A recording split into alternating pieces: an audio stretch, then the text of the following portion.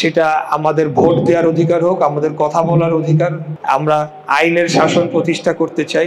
বাংলাদেশের যে আমরা 1971 সালের মহান মুক্তিযুদ্ধের মাধ্যমে একটা স্বাধীন ভূখণ্ড পেয়েছি, একটা স্বাধীন রাষ্ট্র পেয়েছি যার নাম বাংলাদেশ, এবং একটা আমরা পরিচয় পেয়েছি, একটা জাতীয় পতাকা পেয়েছি। সেটাকে যদি আমরা সংরক্ষিত করতে চাই তাহলে নির্বাচিত জনপ্রতিনিধি দ্বারা রাষ্ট্র পরিচালনার অন্য কোনো বিকল্প নাই।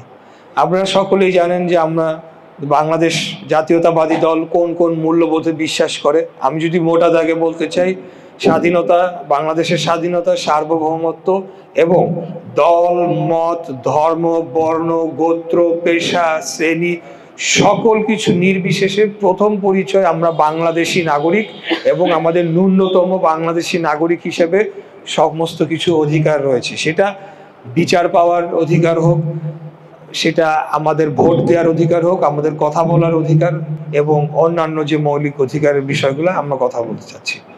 আমরা বলেছি আমরা ন্যায় বিচার চাই, আমরা আইনের শাসন প্রতিষ্ঠা করতে চাই, আমরা বিচার বিভাগকে রাজনৈতিক হস্তক্ষেপ মুক্ত করে সকলেই যাতে সেখানে ন্যায় বিচারটা পেতে পারে। এই ন্যায় বিচার নিশ্চিত করতে পারলে সকলের জন্য, তাহলে আমি মনে করি যে আমাদের সামাজিক যে সমস্যাগুলো রয়েছে, আমাদের এখানে যে বিভিন্ন ধরনের যে ফৌজদারি অপরাধ